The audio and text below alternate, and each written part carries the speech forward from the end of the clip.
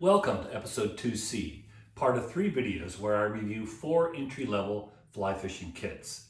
In the first episode, 2A, I introduced the 4 kits. In episode 2B, I compared both the rods and reels side by side. In this final episode, 2C, I'll go over the flies, fly boxes, and other small gear included in each kit. Also in episode 2C, I'll be dry casting each of the rods and reels, and in the end, I'll be ranking the kits. As I mentioned in the previous 2 videos, the companies represented here did not send me this gear, nor are they aware I'm even reviewing their product. I purchased these kits myself. So again, with that info out of the way, let's roll the intro.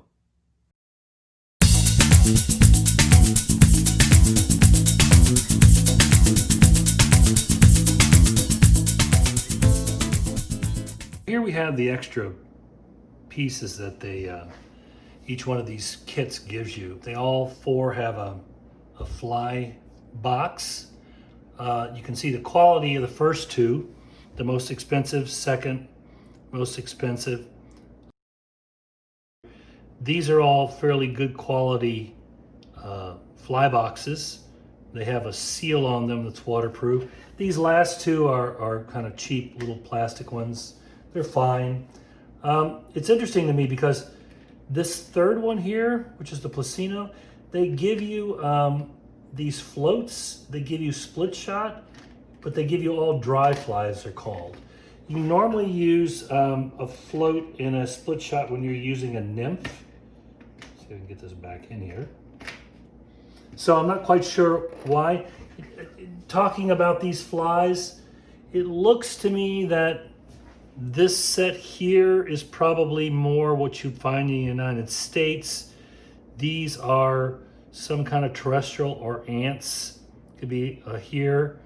These, I don't know. I mean, they're just pretty colors on some of them. They could catch fish. It's the same here. They pretty much, I don't know what these flies would be used for, to tell you the truth.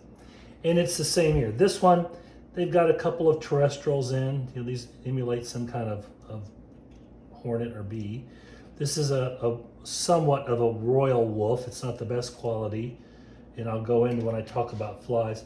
But this box and this box, I'd say first, second, third, and fourth.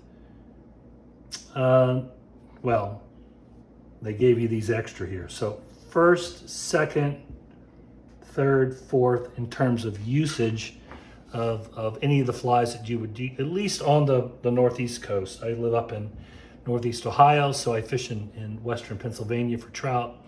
And I would use these kinds of flies, some flies inside here. These I might use in saltwater or maybe for salmon fishing. These terrestrials here that, later in the season. Then each of them gives you a nipper and some kind of retractor. It's got wild water on it, so it actually extends quite nicely far. The little shorter distance. These 3, these 2 are the exact same nipper here in the second and third one, the NetAngler Plusinno. They're a little clunky. It's kind of hard. You can notice when I attach them, this one still gets by, but it's still kind of hard to access. This one gave you a nice little clip-on so you can attach it to your pocket or something, although it's got this little hook. So, oh, sorry, I've got that backward. That's why. My fault, excuse me. It goes this way, which is strange because I don't know how you would then attach it. I guess that you would, I don't know. That is the strangest thing. So do I put it through here and do this? I guess I could put some kind of string or something, but that's going to eventually maybe slip out, I would think. So it goes that way. So this actually clips onto something on your vest or your shirt. And I've done the same thing here incorrectly. This one, you would slide it on as such. I can get it through.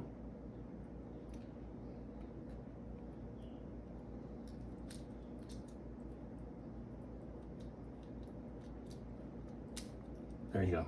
So that one actually works pretty good. Same idea. Retractor. It's got a nice little stopper there.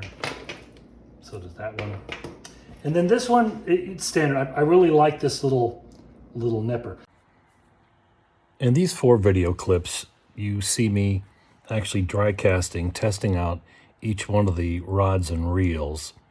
The Wild Water in the FishingSir, being the 9-foot, cast about 65 feet, and the Plusinno and the NetAngler, each being 8 feet long, cast about 60 feet.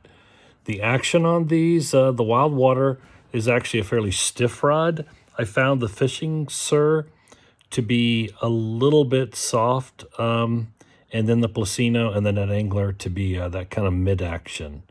Overall, though, all 4 of them, very good rods and reels. So this is the end of episode number 2. I'll take time now to actually rank these in terms of the order that I found them the most capable. These entry-level kits, they're all fairly good.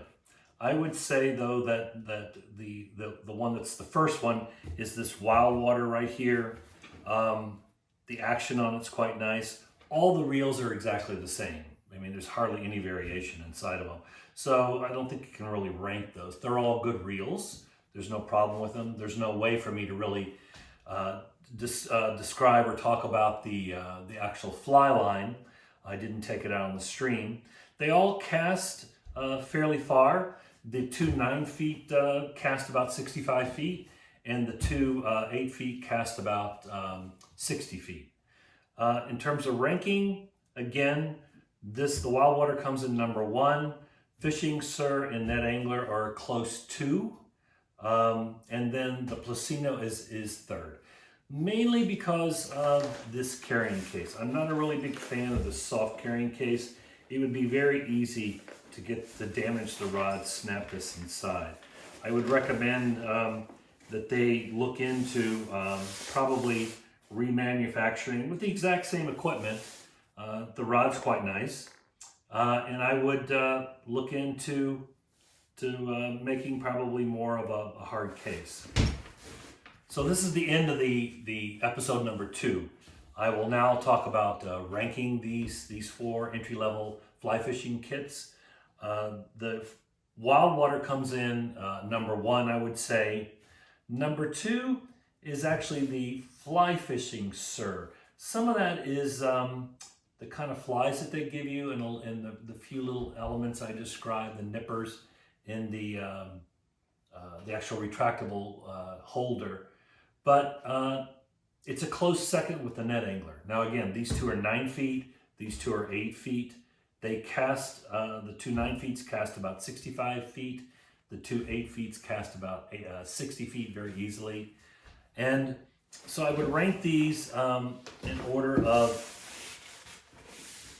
probably 1, 2, 3, maybe a close 2 for both the FishingSir and the NetAngler. But the Plusinno I would rank probably number 4.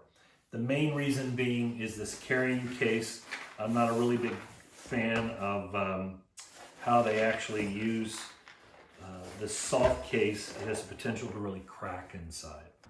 Thank you for watching this final episode of this 3-part series where I reviewed 4 entry-level fly fishing kits. If you wish to see more information on the kits shown in these videos, you'll find the Amazon links in the Show More section down below. Again, thanks for watching in tight lines.